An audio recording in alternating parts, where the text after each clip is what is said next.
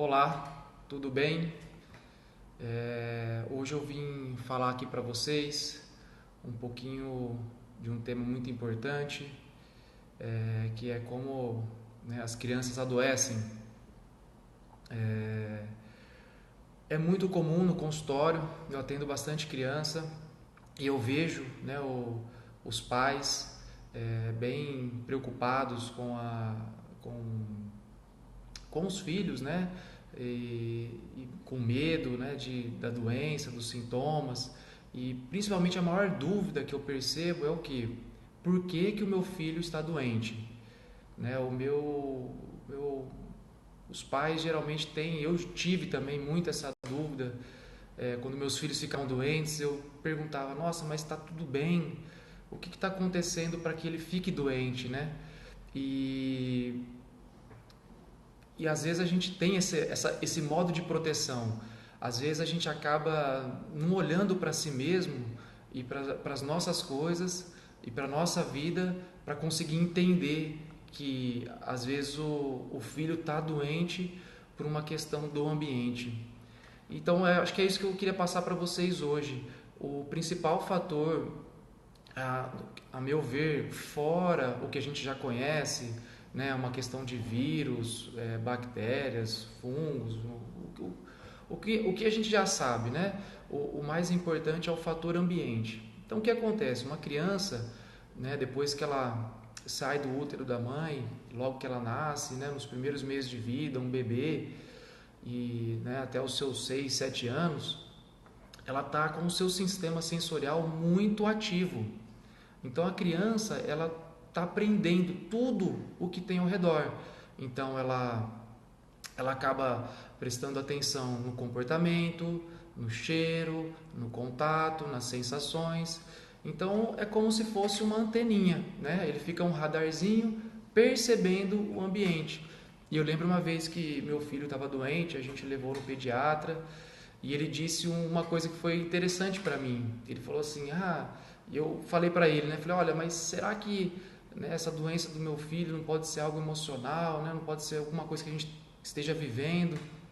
E ele disse assim para mim: olha, a criança não entende nada, né? Então não pode ser isso. E aquilo foi impactante. Eu falei: nossa, verdade. A criança não entende nada. Ela simplesmente sente tudo. Então, tudo o que ela vivencia é através do sentimento e das sensações. E é aí que é o pior, né? Porque o processamento dessas informações do cérebro é realizado pelo nosso inconsciente, né? O nosso cérebro inconsciente. Então, por isso que na criança existem pesquisas, eu mostro isso no meu livro, essa pesquisa, no workshop, que é a frequência cerebral. Então, a criança ela tem uma frequência de atividade cerebral quase que 100% inconsciente, ou como se a pessoa tivesse hipnotizada. Então, o que acontece? Toda a informação que chegar para ela chega sem filtro. Ela não consegue realmente distinguir o que é certo e errado, o que é bom, o que não é. Por isso que as crianças ficam perguntando, né? Ah, papai, é isso? O que é aquilo? Hoje mesmo, meu filho, chegamos na escola, a mulher parou bem na faixa, na frente da escola de pedestre. E na frente dela, ela virou e falou assim: papai, olha só, ela estacionou aqui, está errado. Então ele tem 6 anos, né? Então já tá. O meu de 3 anos, ele não falou nada, né? Ele simplesmente passou reto, ele nem percebeu, porque ele não tem ainda muito essa capacidade de julgamento. Agora o meu mais velho, sim, ele já simplesmente pegou e falou: ó, isso daqui, né, tá, ela não fez certo. Eu falei: olha, filho, tem pessoas, né, com certeza ela sabe que não pode, mas tem pessoas que fazem coisas erradas. Então, a gente precisa aceitar que tem pessoas que fazem coisas erradas e a gente seguir aquilo que a lei determina. Então, eu já estou ali mostrando para o meu filho que ele não precisa criar uma raiva ou um sentimento ruim perante as pessoas que fazem coisas erradas. Isso é uma questão de aceitação que a gente pode passar. Então, as crianças, principalmente de 0 a 6 anos, elas têm uma capacidade de sentir muito maior do que qualquer pessoa. Por quê?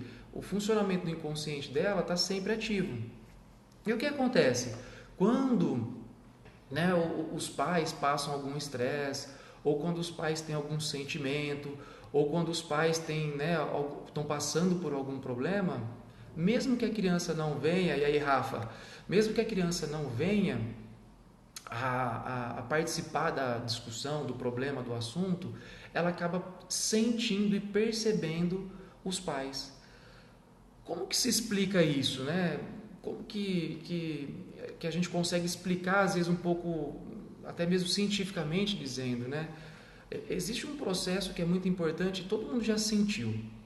Quando alguém chega perto de alguém que é rancorosa, que está com raiva, com mágoa, ou que está com um problema, às vezes a gente não fica carregado, a gente não fica mal também, ou se uma pessoa, né, está muito alegre, muito feliz, aquela pessoa expansiva, só de você chegar naquele ambiente, né, a pessoa já começa a se sentir bem. Isso é um processo de ressonância. Então, o que acontece? Nós temos as células do nosso corpo, elas vibram uma frequência conforme a nossa atividade. Se eu começar, né, fazer um exercício, correr, a minha atividade corporal vai ser muito grande, eu vou até esquentar, né? Então a vibração do meu corpo vai ser uma vibração muito maior. Então o que acontece? A pessoa, quando ela está num estado negativo, ela tem essa vibração. E a percepção da criança nessa vibração é muito maior do que um adulto. E ela acaba entrando em ressonância. O que é ressonância? É quando um objeto que emite uma vibração, essa vibração vai ecoar e ela vai estimular esse outro objeto a entrar na mesma vibração. Então, a pessoa acaba sentindo os mesmos sentimentos ou as mesmas emoções que às vezes a outra pessoa está emitindo. E isso é totalmente mensurável existem pesquisas científicas, né? O conhecimento disso é muito legal. Então, o que acontece? Por exemplo, tem uma dificuldade de relacionamento, onde a mãe, vou dar um exemplo, não dá acesso ao pai. Por exemplo, às vezes a mãe é muito protetora, ela que quer cuidar, ela que quer fazer tudo. O que acontece? Ela às vezes inibe a criança de ter esse contato com o pai. Então isso pode gerar uma sensação de abandono, uma sensação de impotência em relação, né, a essa criança que está sofrendo por não ter acesso ao pai. O pai pode estar muito preocupado com o trabalho, pode estar passando uma contrariedade muito grande, né? E pela medicina biológica e medicina germânica a gente percebe que isso afeta o estômago e a criança pode apresentar vômitos, pode apresentar náuseas. Então é muito importante que os pais tenham conhecimento de que aquilo que eles estão sentindo com certeza vão afetar os filhos, mesmo que eles não estejam participando desse movimento, né? A gente às vezes passa situações de estresse no trabalho ou na nossa vida e quando chega em casa a gente às vezes não desliga disso e nossos filhos vão perceber. Essa semana mesmo eu atendi um cliente que, né, ela sentiu um abandono muito grande. Ela, né, era uma criança e ela tinha muito medo de ficar sozinha. Olha só que interessante esse caso. Ela não conseguia ficar sozinha. O que aconteceu? E a gente conversando com a mãe, né, eu fui perceber o quê? Que a mãe, ela tinha uma dificuldade muito grande com a família dela de base, né? Ela simplesmente se sentiu abandonada pelos pais. E ela fazia de tudo pelos pais. Ela, né, até hoje ela cuidava da mãe, ela falava desse jeito, até hoje eu cuido da minha mãe. E eu perguntei assim para ela, mas você sente o carinho da sua mãe? E aí ela começou a chorar. Por quê? Porque ela nunca sentiu o amor da mãe dela. Então ela sempre se sentiu abandonada. O que acontecia? A filha, que a gente praticamente não conseguiu identificar nenhum trauma de abandono, né? A gente fez a microfisioterapia, fez as técnicas ali que a gente usa para identificar os conflitos e praticamente não achamos nada. Mas pela terapia sistêmica, o filho seguindo o pai ou seguindo a mãe. Olha, mãe, foi tão dolorosa essa separação para você que eu vou sentir a mesma coisa que você, eu vou sentir a mesma sensação que você, então eu vou grudar. Então, por exemplo, essa criança ela tinha muita dificuldade quando a mãe deixava na escola, a mãe não podia fazer nada, né? A mãe não podia ir no supermercado que a criança chorava. Então a mãe, a filha, ela grudava na mãe, que era a mesma sensação que ela tinha em relação aos pais dela. Então, por exemplo, nessa consulta praticamente o tratamento foi em cima da mãe para que ela tomasse essa consciência de que a sensação de abandono dela, que ela sentia em relação aos pais dela, gerava na filha dela a mesma dificuldade. Em terapia sistêmica, né, a gente diz assim, é como se a criança tivesse falando assim, mamãe, eu sofro como você, né? Eu vou sentir a sua dor, eu vou sentir aquilo que você sente. E ela passa a ter, por exemplo, um comportamento de ficar sozinha, ir para a escola, se distanciar da mãe. Então vocês conseguem entender a complexidade de quando a gente, né, claro, não vai entrar muito em julgamento, né, de olha, essa criança é medrosa ou a mãe, não, é a história da família. E o que é mais importante nesses casos é a gente entender que se a criança está tendo algum sintoma, esse sintoma ele é um sintoma do estresse ou um sintoma de uma fase pós-estresse. Porque isso é muito nítido, né? Quando nós estamos sob um estado de estresse, fisiologicamente, nós temos algumas reações, sensações. Então, às vezes vão ficar ansioso, agitado, né? Extremidades frias, uma tensão, não vai dormir direito, vai perder peso, a gente pode remoer o pensamento. E quando o estresse passa, é quando o corpo entra numa fase de repouso, né, de recuperação, é onde vem a inflamação. Então é onde tem as rinites, sinusites, tendinites e tudo mais. Então quando a criança chega, por exemplo, com uma rinite, uma sinusite ou uma otite, nós sempre vamos tentar pensar no que pode ter acontecido antes dessa inflamação, né? O que será que foi vivenciado nesta família antes dessa inflamação? Para tentar entender se houve algum estresse no ambiente familiar que essa criança sentiu, alterou a parte fisiológica dela e agora ela está tendo um processo de recuperação que no caso nós nomeamos de doença, né? A doença, no caso, a inflamação, ela seria o início, né? É o corpo reagindo, né, contra algo que foi que danificou alguma parte. Então aquela inflamação ela vai gerar, né, o processo cicatricial mais para frente. A gente sempre observa isso. O que está acontecendo no ambiente familiar que possa estar interferindo nela. Então esse é um fator que poucas pessoas pensam, né? A maioria não leva isso em consideração, esse tipo de situação, pensa só em coisas mais físicas mesmo. Mas quando você olha para isso, quando você começa a observar, você começa a entender que determinadas situações que foram vivenciadas geraram um estresse no ambiente familiar e depois, né, a criança começou a ter as suas alterações, como por exemplo rinite, sinusite, as bronquites, né? E não necessariamente é um conflito biológico, com certeza. Por isso que hoje em dia eu estudo muito a terapia sistêmica, que seria a ligação da criança, né, com o campo familiar, né, com o campo sistêmico dele. Então, assim, a pessoa às vezes pode se tornar depressiva, não necessariamente por um conflito biológico, né? Porque quem estuda a medicina germânica sabe que a depressão ela vem de um conflito biológico. A pessoa perde o território, mas dentro da visão sistêmica da constelação familiar, a gente observa que não necessariamente isto pode acontecer.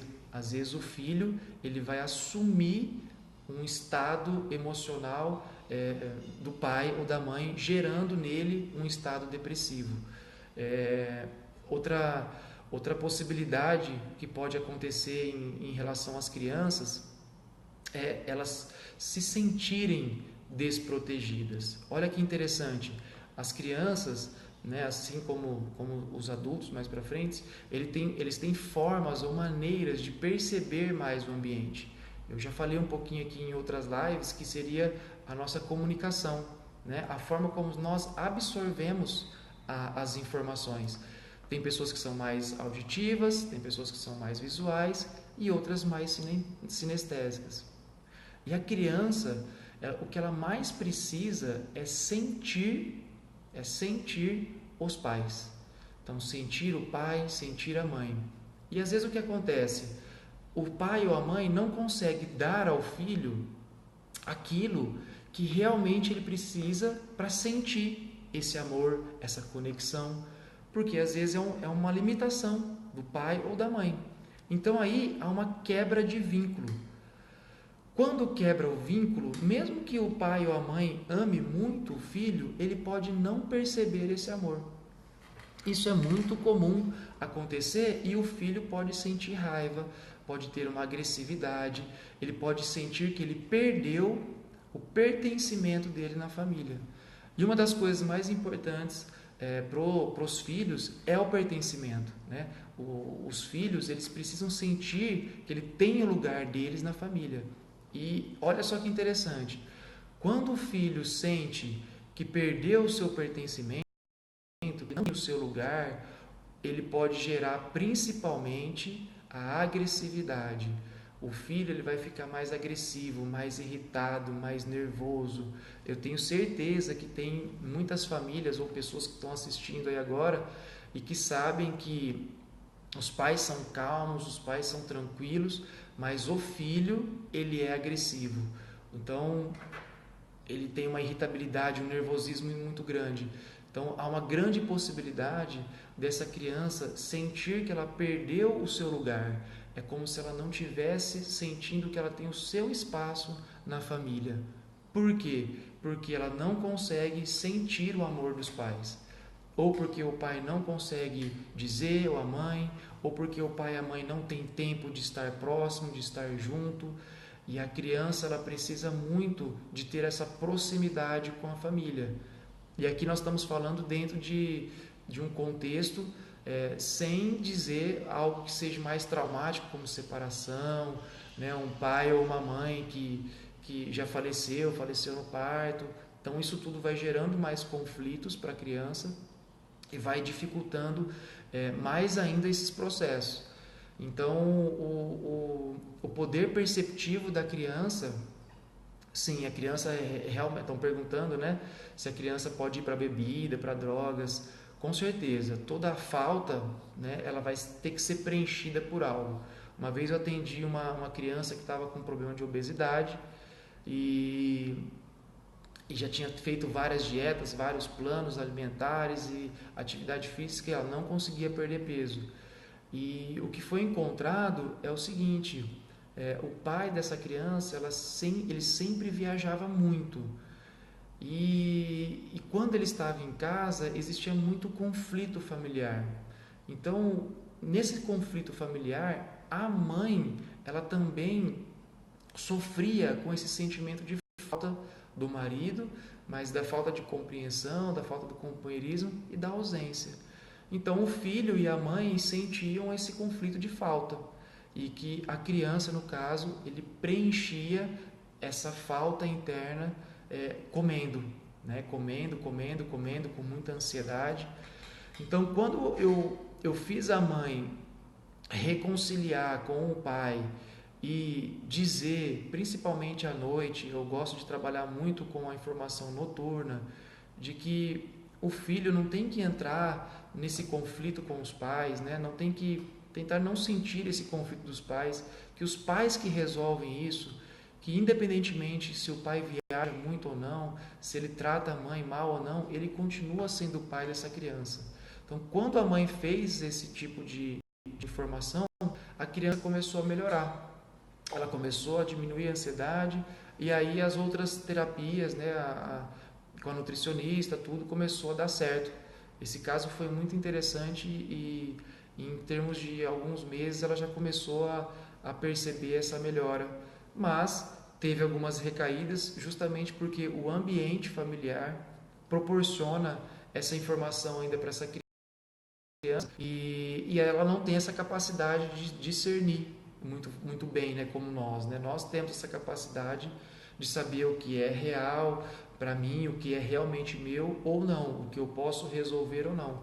A criança, ela simplesmente capta a informação do ambiente a nível biológico e a nível sistêmico, ela principalmente tenta resolver para os pais, mas principalmente criar o vínculo.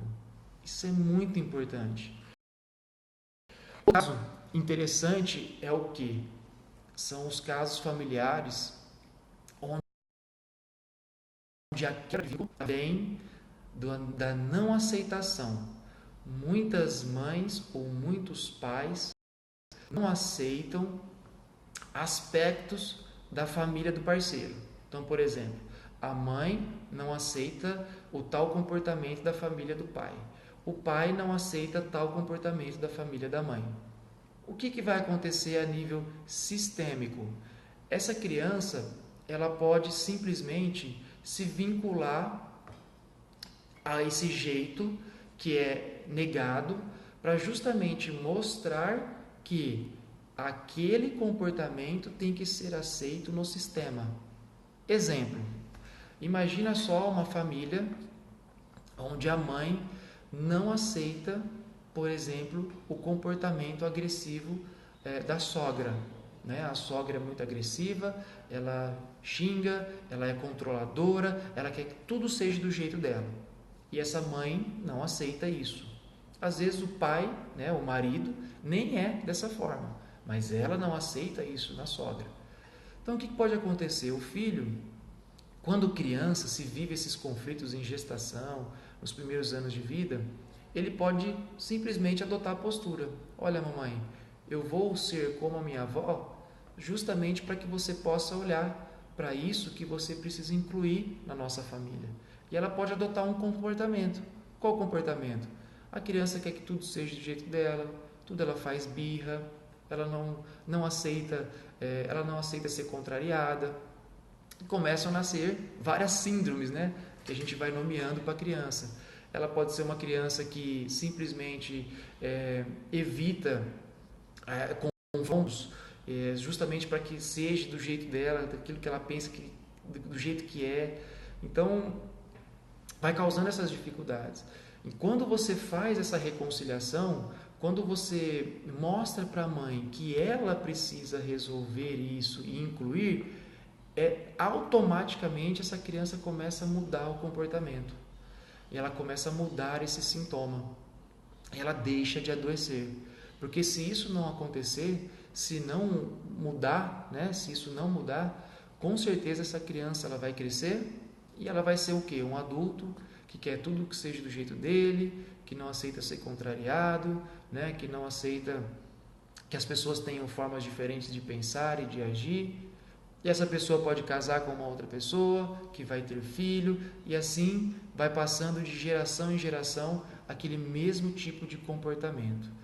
Então, pessoal, o que eu quero dizer aqui, tanto a nível biológico, que são nossos sintomas físicos, né, quanto a nível emocional, os nossos comportamentos ou as doenças emocionais, na maioria das vezes elas estão relacionadas ao meio ambiente que essa criança está inserida e principalmente aos conflitos dos pais entre eles ou dos pais com o ambiente de trabalho, com o sistema familiar.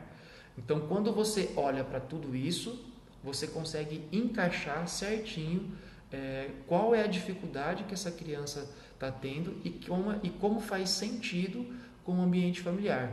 Eu vou dar um último exemplo aqui, que foi uma cliente que tinha uma criança com refluxo muito grande, e esse refluxo ele aconteceu depois, acho que tinha 8 ou 9 meses de vida, depois que eles mudaram de casa.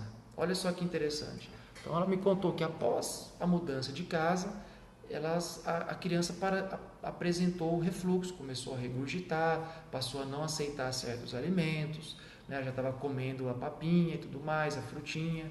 Ela regrediu e só queria tomar o leite. E o que nós observamos? Que na gestação, essa mãe, desde o início da gestação, ela morava com a sogra, ela morava com a família do pai.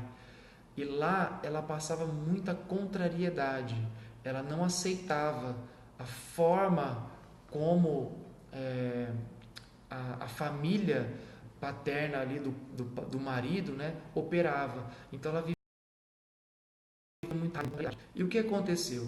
Nessa mudança de casa, ela foi contrariada. Ela não queria mudar da onde ela estava para esse outro lugar. O marido queria. Então, olha só que interessante. Esse foi o gatilho emocional que biologicamente aciona ali a curvatura menor do estômago. Eu sei que isso é um termo um pouco técnico, mas é só para vocês entenderem que fisiologicamente uma região do corpo ela vai se modificar, começando a gerar os sintomas de refluxo no bebê. Por quê? Porque ele começou a viver em vida extrauterina, né? Porque ele viveu isso quando estava na barriga da mãe, e depois que ele nasceu, ele passou a viver esse conflito de contrariedade a partir do momento em que a mãe mudou, né, de casa. Ela estava numa casa, então assim, depois que a filha nasceu, eles saíram da casa dos pais, né, não estavam mais morando na casa da família do marido dela, eles estavam na casa dela, numa outra casa, e o marido quis mudar. Então, quando ela se sentiu contrariada, a mãe, a criança começou a ter o sintoma. A mãe não sentia nada, mas a criança adotou por ela esse sintoma. Então, se você não olha para isso, se você não está aberta ou aberto, né, para esse tipo de olhar o seu campo familiar, o seu sistema, essa criança às vezes vai deixar de comer, essa criança vai dar trabalho, você vai dar um monte de remédio, você vai adoecer às vezes um filho, porque eu não estou aberto a olhar para as coisas que acontecem no meu ambiente, na minha vida, e de alguma forma, né, basicamente é trazer esse equilíbrio.